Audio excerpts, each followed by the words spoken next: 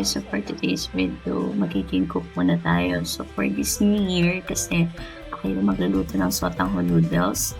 First kong ginawa is sinatad ko muna tong manok para pagka pinakuluan natin mas ma-juicy na siya. After nyan, lalagay lang natin sa cooking pot. So for this one, naglagay din ako ng bay leaf. Nakalimutan ko lang pindihan dyan, pero hinabal ko.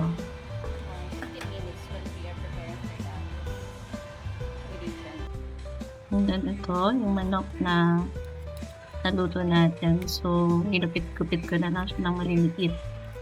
Para yan yung gagamitin natin for the sotang noodles.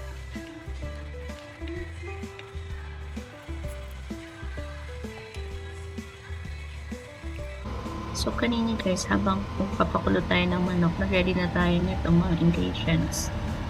So, yung cabbage, yung carrots, yung scallions, celery, onion, garlic. Una natin ginawa is nagpainit tayo ng kawali. And then, once na mainit na, maglalagay lang tayo ng cooking oil. And then, ilalagay natin yung bawang. Hanggang maging light brown siya. After nun, lagyan na natin ng onion and celery. Tapos, saute lang natin yun hanggang lumambot yung onion.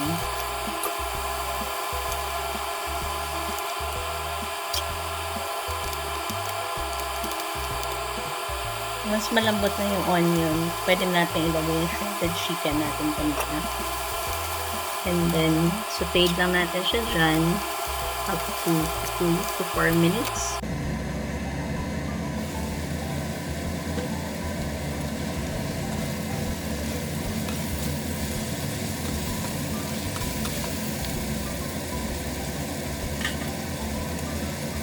Mas okay na yung pag-saute, pwede natin ilagay itong chicken broth dun sa galing sa pinakuluan natin.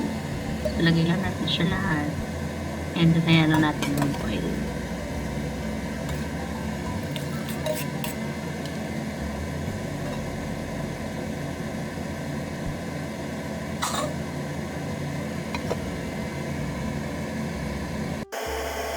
Kapag kumukulo na siya, pwede na natin ilagay yung ating chicken cube. So for this one, nakatatlo kong piraso ng chicken cube. Pero depende naman siya dun sa panlasa nyo. Kung kulang pa or sobra na. Then after kasi neto, dapat ilalagay ko na yung anato water or yung galing sa atsuete, yung mamula-mula. Pero dahil maliit tong ginamit nating cooking pot, ililipat ko lang muna siya sa another pot.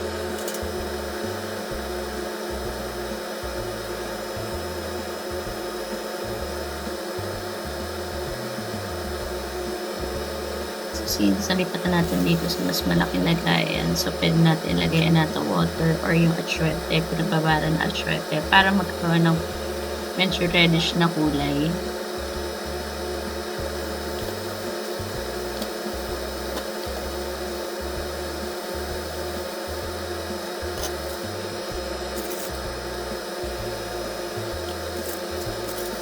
Once okay na yung atsuete, pwede na rin natin lagay dito yung sotanghon para mapakuluan na siya for 10 minutes.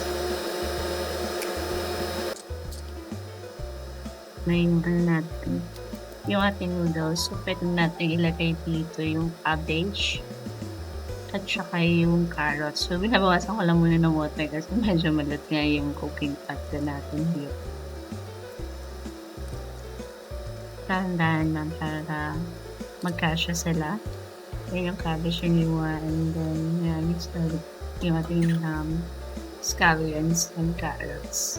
Haluin lang natin yan hanggang dito. Tapos tapan lang natin ulit. After nyan, I think, binalik ko yung ibang tinalutin natin na soup. Kasi diba, pagka kumukulo nyo yan, nauubos din siya. So, tasty na lang talaga. Tikman nyo lang at saka i-adjust yung lasa, syempre based dun sa preference nyo.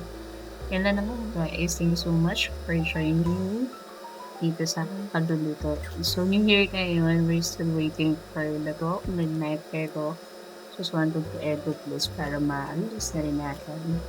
See you and hope to magkaroon pa ako ng other cooking with you. Thank you. Happy New Year, everyone.